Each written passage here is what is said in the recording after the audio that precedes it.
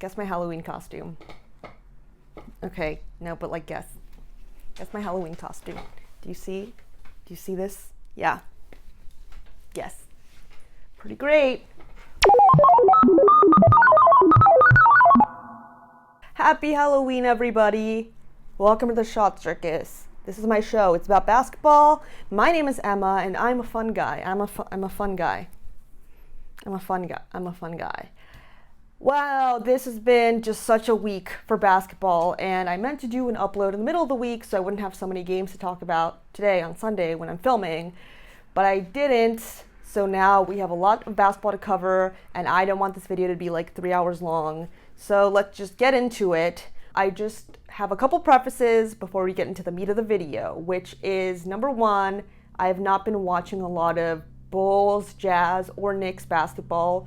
The Bulls, because they haven't played any good teams, except for when they played the Knicks, but then I couldn't see it because it was blacked out on my league pass, so then also the Jazz, their games are on too late, and so then I don't watch them, and I didn't watch the game. I kind of sort of watched the games against the Bulls yesterday, but Mike Conley wasn't playing, so it was a whole thing. I didn't watch it. Preface number two is that I've seen three themes within these 2 weeks of NBA that I want to cover. So I'm just gonna say what those are and, weave them into the games that I'm talking about.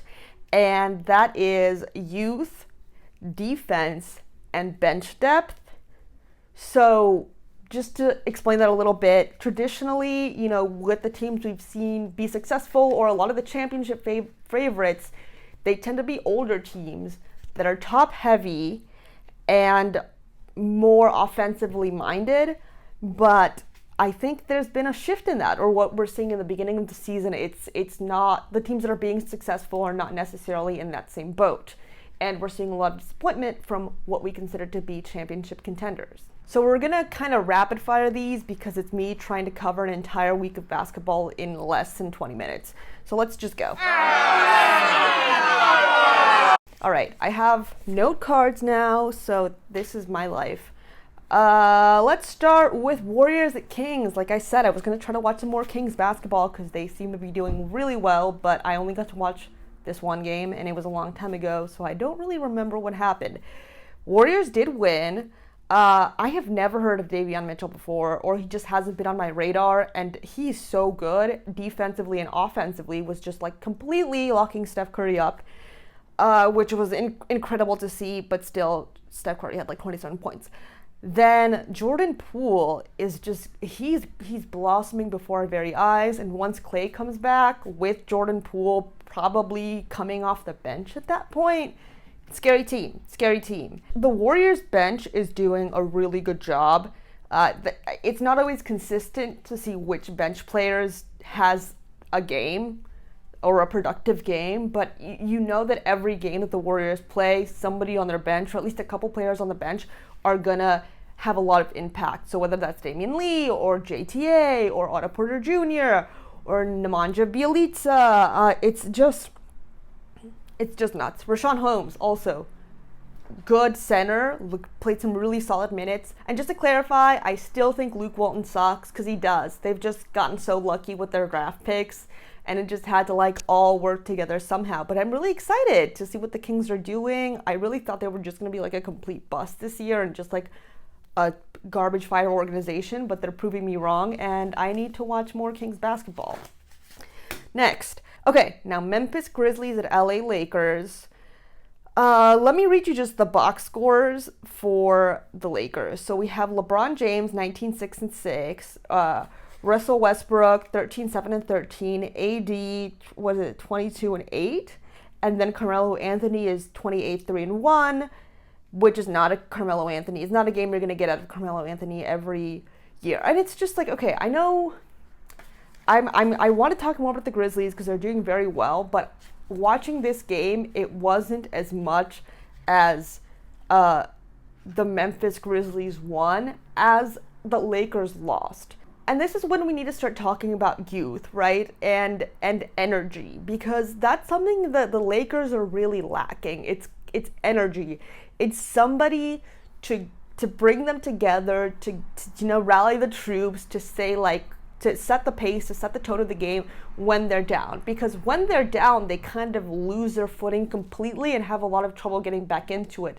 And I don't know if that's because they just expect to win, and so when they're not winning, they just don't know what to do. It's not good. And obviously the numbers for LeBron were bad. And I think what we've seen so far is that LeBron just keeps getting better, and he keeps getting better. He's just this explosive, athletic, extremely talented basketball player. But we might need to be facing the idea that LeBron is not that guy anymore. And I hope to God he proves me wrong, because I'm not ready to watch basketball without a dominant LeBron. But his production isn't as great. They're obviously having chemistry issues with Russell Westbrook, and AD also, I feel like, needs to step up, needs to be more of a leader, more of a galvanizing force on the floor, rather than just a guy who can score and play basketball phenomenally, but can't necessarily set the pace for his own team. Then I'm also so confused by Frank Vogel's coaching. I don't understand why DeAndre Jordan is still starting. I think they should start starting Dwight. I mean, it literally can't get worse than DeAndre Jordan. No offense to DeAndre Jordan, but the fit of DeAndre Jordan is very weird. We know that they can be successful with Dwight Howard. They won the chip with Dwight Howard, and he made a really big impact on that team in 2020, so I don't understand why they're not starting him if AD doesn't want to play center. But come playoffs time, AD needs to play center because DJ, it's not working. Yeah, so I don't really have a lot to say on the Grizzlies side, just because it was more the Lakers being really bad than the Grizzlies winning. I remember there was this one moment where I think LeBron didn't get a call that he wanted or something, and he just stayed in the backcourt and just let the Grizzlies score. He just gave up, and there needs to be something else, some more youth, some more energy. Something needs to be jolted in that team to make them a little bit, I don't know, more exciting to watch, because it is not fun basketball. It is not enjoyable basketball to watch. And I'm hoping that it's just a chemistry issue, and eventually once LeBron is healthy again and they get some other pieces back like Ariza and Ellington and Nunn, then they can figure something out in terms of changing their style of play. But right now it looks bad. Well, talk about Showtime games, Celtics and Hornets. I just want to, note that I did take these notes shortly after the games were won, so they're not really that influenced by the game that took place afterwards, which is why I say certain things in my notes during this game that I no longer believe. But anyways, Celtics and Hornets, was that a double overtime game, or was it just a single overtime game? I think it was just one overtime, or it was a very close game. I have a few things to say. Okay, Ish Smith and Jabari Parker are going to be the secret weapons for those teams, okay? Ish Smith has great vision. Jabari Parker is a very smart player and still has not a lot, but a decent amount of offensive firepower that he can provide to this team. Then Robert Williams, the third, has made some major improvements in this offseason. I still don't know about him being the starting center for the Celtics long term, but I really think he's just become so much more aggressive in the offseason, and he's got bounce. He's got crazy bounce. And then also I said something that I'm maybe taking back, is that the Jays might be the most exciting young duo in the NBA. Now the Celtics are not looking so good, but when they have those games where they're just both going crazy, it's just fantastic basketball to watch, and I just need them to get into more of a rhythm. But they did win this game. I think Kelly Oubre is a fantastic fit on the Hornets. I think they really allow him to play his style of basketball, and he brings a lot to the team, especially as a leader in that second unit. Charlotte needs, also like the Celtics, but I think they're in more dire need of a really solid center, because I think Plumlee is a good center off the bench, but if you actually want to do something, especially come playoff time, they need a more competent center. LaMelo is only going to get better, is something that I wrote here, and that literally makes me sick. He's so confident and just knowledgeable and just such like offensive like powerhouse, and it's only gonna get better, and that is terrifying. Literally keeps me up at night. So next we have Lakers and Spurs, which is a game the Lakers won, and everybody was like, oh yeah, Russell Westbrook's back, this and this, and like the Lakers showed him. But like, this is against the Spurs, and I love the Spurs. The Spurs are the young team that I'm the most excited about in the league right now for like the future. And I know LeBron was out, but a team with Russell Westbrook and Anthony Davis should not be barely winning in OT to the Spurs, who, while they have some incredible talent or budding talent, they're not in like a be good right now mode. And the Lakers, despite being very top heavy with LeBron, AD, and Russell Westbrook, should not be struggling to this team. I mean, come on. You barely winning to a team whose best players are DeJounte Murray and Keldon Johnson. Fantastic players, are going to, put the league in trouble in a couple of years, but they're not AD, Russell Westbrook levels. I mean, Westbrook 30, 10, and 8, AD 35, 17, and 4. So if you're just watching the box scores, you're like, okay, like, they're putting up serious numbers, or their two-star players are putting up serious numbers. They shouldn't be losing, and yet, or they shouldn't be struggling, and yet they are. And the Spurs stats was 27 and 14 for Pirtle, 21, 12, and 15 for DeJounte Murray. Jesus. 22, 2, and 6 for Walker, and 19, 2, and 2 for Vassell. And it was a bad game for Keldon Johnson. And this team, they're so much fun to watch. I watched a couple of Spurs games this week, and man, okay, first of all, Jakob Poeltl, he is one of the most underrated centers in the league right now. He is just fantastic. Okay, my roommate just walked in, but anyway, it's just kind of this offense where you're not overly relying on anybody to be good. You can count on anybody to not be afraid to shoot the ball, to not be afraid to take it to the paint, to not be afraid to do anything. And it's just like, just watching young people play basketball in this way that, they're not just extremely just like fearless. Anybody can have their moment, unselfish basketball. It's just so beautiful. It is just incredible to watch. And I really was, hoping the Spurs would win this one. Okay, Nuggets and Jazz is next. Wow.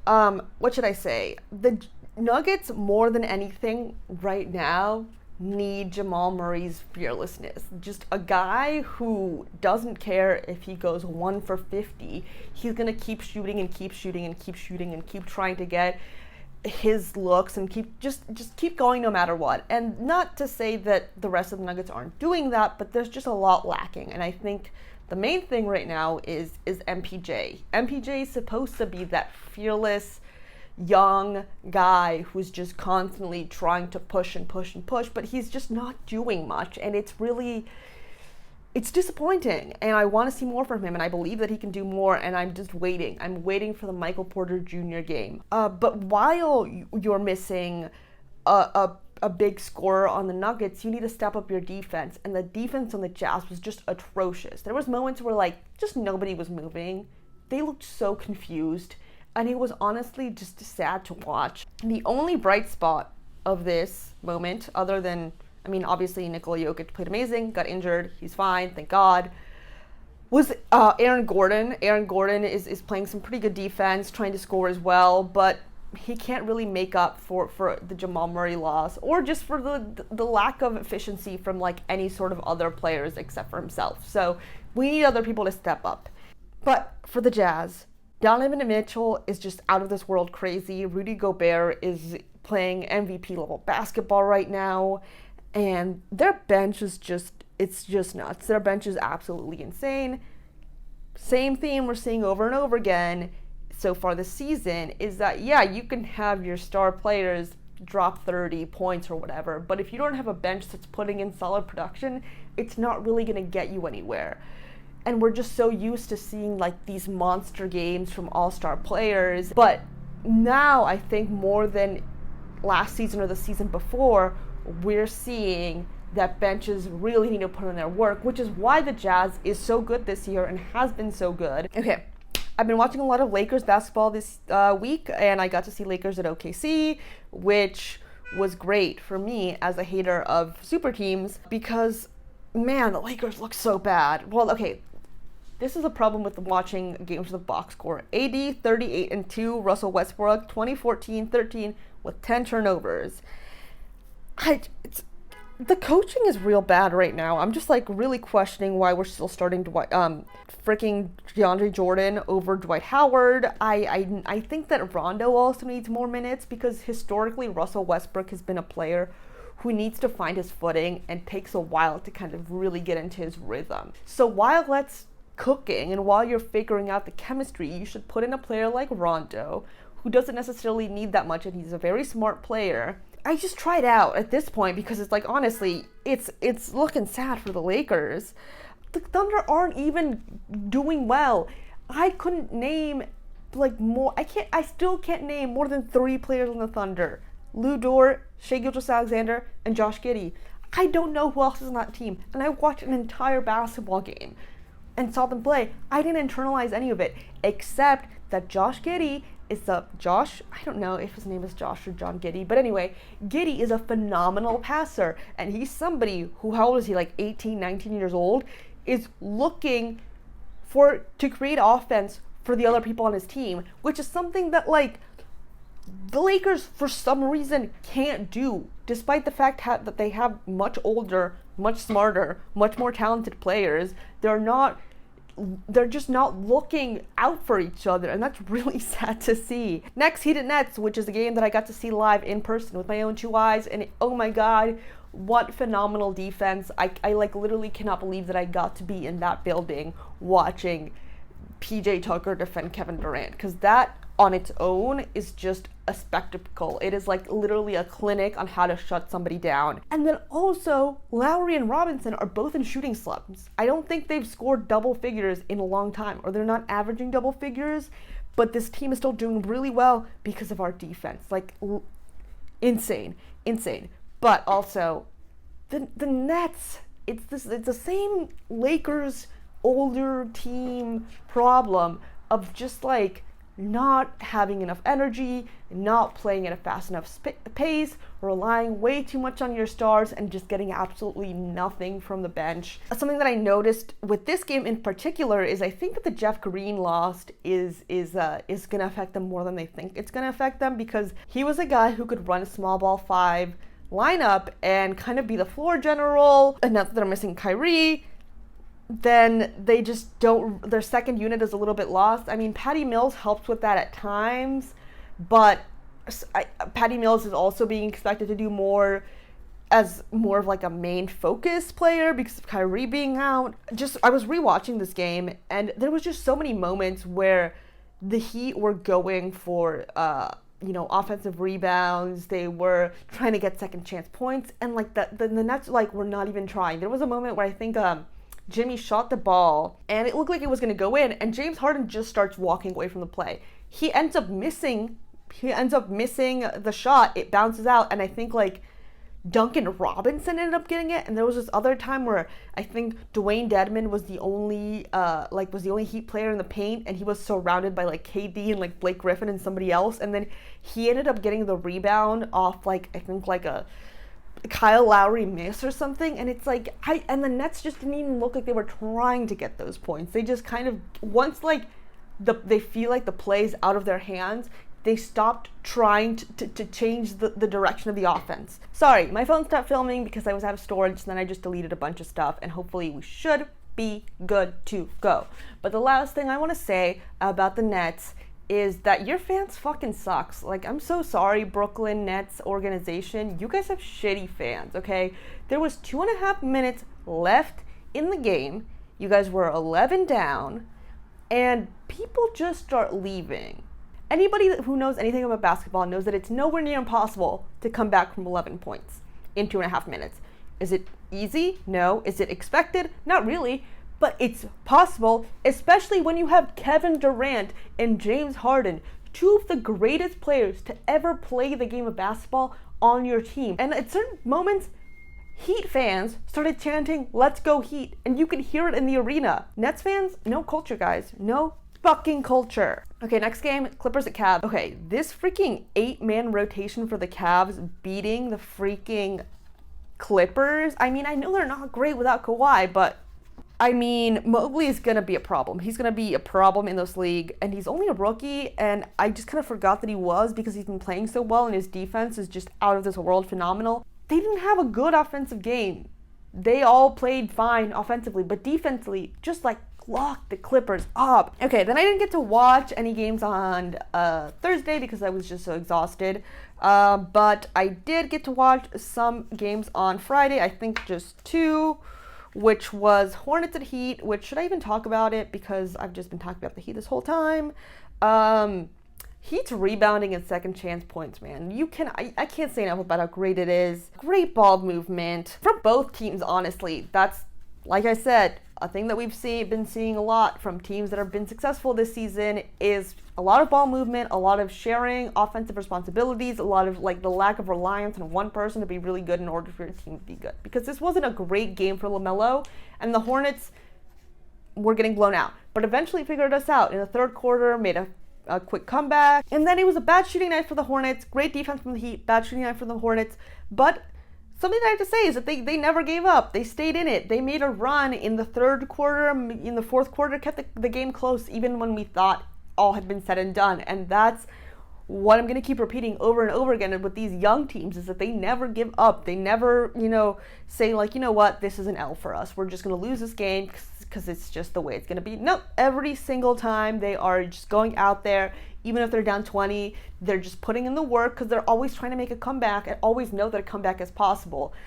Fantastic, exciting. Then, Mavs and Nuggets, and here we go. That we see that Michael Malone and the Nuggets coaching organization is good, and then the Nuggets also as a team are willing to learn and willing to improve and willing to change because their defense got so much better in this game. AG was locking him up. He's a great defender.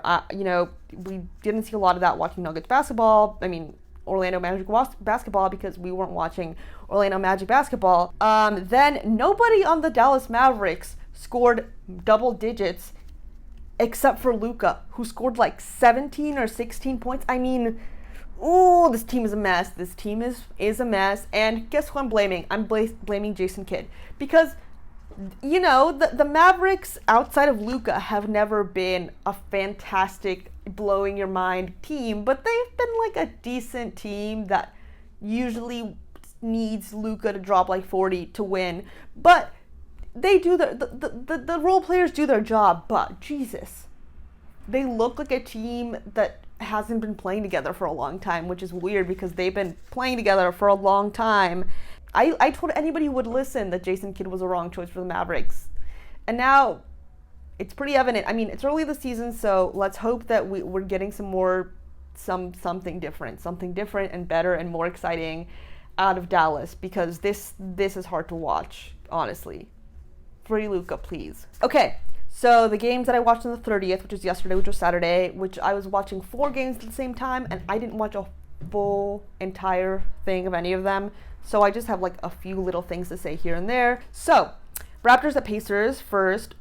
All I have to say, I have a few things to say. Scotty Barnes is insane. Scotty Barnes is nuts. I need to watch Raptors basketball. I mean, could they get more talented young players? Like, I don't think it's physically possible to get more young, talented players on the Toronto Raptors. That's all I have to say. Then free Goran, man. I miss him. Then I watched Spurs at Bucks, and I watched Bryn Forbes have his revenge game. I mean, this Spurs young core is something to watch. It's something to keep your eye out for like the next 5 years. I mean, I don't know what else to say about the Spurs other than they're just a great young team to watch, and that the Bucks look really bad without Drew, but we've known that since they got swept by the Heat a few years ago. So I'm sure that when Drew comes back, things will be back to normal. Nuggets at Timberwolves. Okay, Nikola Jokic is a man. He's insane. I love watching him play basketball, probably more than I love watching any other individual player play basketball. He is phenomenal. And we're seeing, again, that the Nuggets coaching staff is on it, that the team is on it. They're clearly watching film and taking notes and trying to improve themselves because there was a lot more ball movement, a lot more defense, especially from Monte Morris and Will Barton, and that ultimately won them the game. And as long as Jamal Murray's out, you're gonna need more defense because you can't create as much on offense. And Nikola Jokic's defense is also improving. The Timberwolves also looked really good. I mean, tough loss for them. It was a close one, and they did choke a pretty big lead, which I didn't exactly watch, but they look good. They just keep getting better and better. And I think if I were them right now, I would hold off on any trades because I know they were in the Simmons trade conversation, but I would see like I would wait until the deadline and see like let's see how this team looks by the trade deadline and then decide if we want to trade something because right now they look really good. I don't think they necessarily need Ben Simmons, but who knows. Then MPJ needs to play basketball more because he's good. I don't know. Is it a mental thing? I don't know. I just need more. I need more from MPJ. Okay, so that's your week in basketball. Next week, I'm hoping to start this new segment, if you will, called Full Court Focus, which is when I will each week be picking a team and then just really focusing on that team, watching as many games from that team as I can in that week, and then reporting back and saying like what their strengths and weaknesses are, what I like from them, what the expectations are. So next week, hopefully the 2 videos that will be uploaded will be the weekly basketball review and then my full court focus, which will be on the Grizzlies next week because I just really have not been watching enough Grizzlies basketball. So yeah, thank you so much for watching this very probably long and rambly and fast-paced fucking video. I don't know what else to say. Love you guys. Happy Halloween, unless that was yesterday, in which case I hope you had a good Halloween. Be good. Like, comment, and subscribe. Goodbye.